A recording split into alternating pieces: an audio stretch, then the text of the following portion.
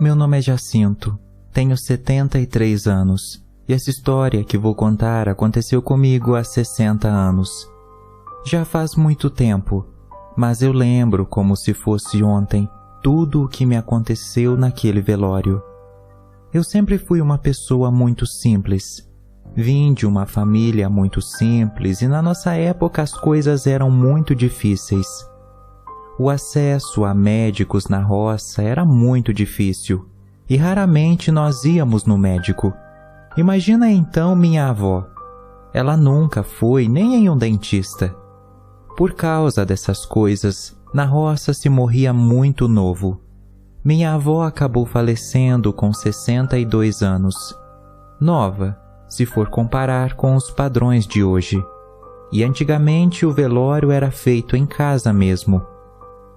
Infelizmente eu acabei recebendo essa notícia e logo já começamos a nos preparar para o velório. Algumas horas depois, estávamos todos na sala da casa da minha avó, em volta do seu caixão de madeira rústica, feita pela família mesmo, coberta por uma flor amarela e com um véu roxo no rosto. Uma visão muito perturbadora. Tenho essa imagem da minha avó no caixão até hoje. Meu pai, muito bravo, disse para eu tocar na mão da minha avó e fazer o sinal da cruz em mim. Eu estava morrendo de medo, mas mesmo assim eu fiz. Quando toquei minha avó, ela estava quente. Eu tinha apenas 13 anos na época, mas sabia que um cadáver não ficava quente por muito tempo. Mas minha avó estava. Eu não comentei nada com ninguém, porém percebi algumas pessoas cochichando nas rodinhas pelos cantos da sala. Nossa, você notou como ela ainda está quente? Será que isso é normal? Não foi só eu que percebi que havia algo de errado com o corpo da minha avó. Nessa hora eu fui no banheiro.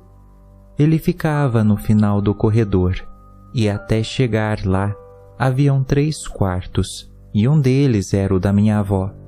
Todos estavam na sala e a luz do corredor estava apagada. Meu coração já disparou quando encarei aquele corredor escuro. Ainda estava com a imagem da minha avó naquele caixão na cabeça. Não conseguia pensar em mais nada. Mas fixei meu olhar na porta do banheiro e comecei a dar passos largos.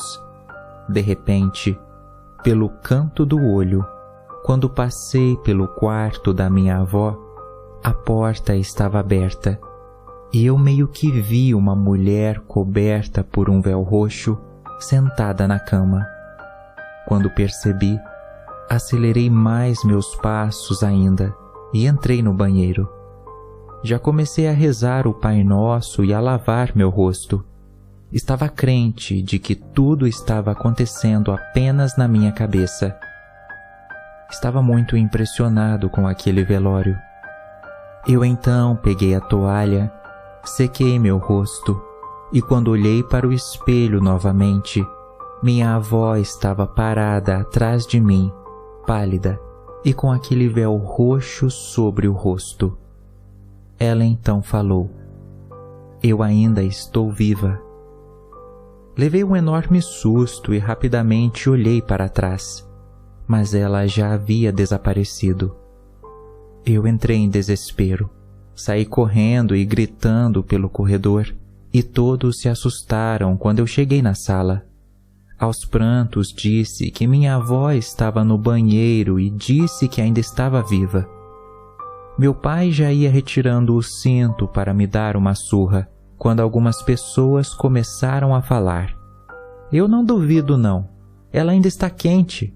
Outros já questionavam: "Mas ela não está respirando, a barriga dela nem está mexendo." E uma falação tomou conta da sala. Meu pai então acalmou todo mundo, retirou um espelhinho que tinha na sua carteira, colocou na frente do nariz da minha avó e, para a surpresa de todos, o espelho ficou embaçado. Minha avó estava respirando.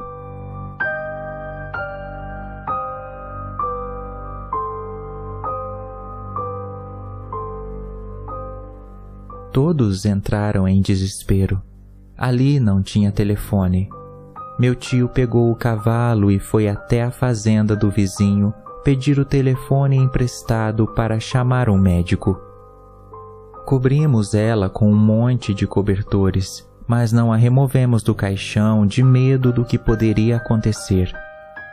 1 hora depois, o médico chegou e rapidamente levou minha avó até o hospital.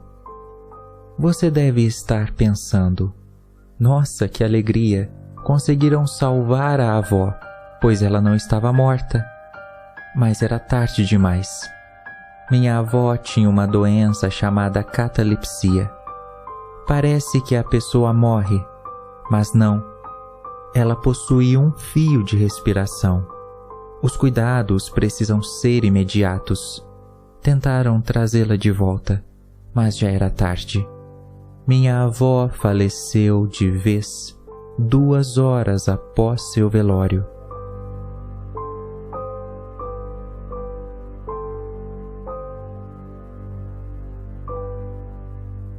Eu acredito que ela estava sofrendo muito, e a todo momento entre a vida e a morte, mas ninguém sabia de nada.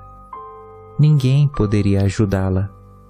Então, em um momento de passagem, creio eu, ela conseguiu se comunicar comigo para tentar o último pedido de socorro. Mas infelizmente não conseguimos trazê-la de volta. Ainda hoje imagino quanto sofrimento minha avó passou naquelas horas deitada em um caixão.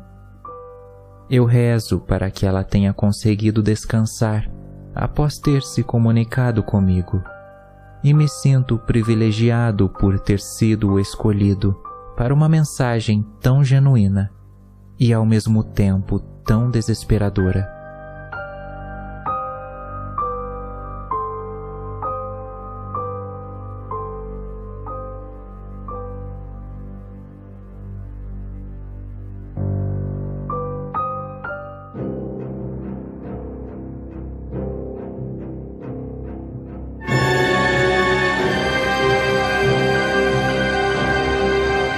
Para mais contos, siga o podcast do Assustado no Spotify. Não deixe de seguir nosso TikTok, Facebook e Instagram. Links na descrição.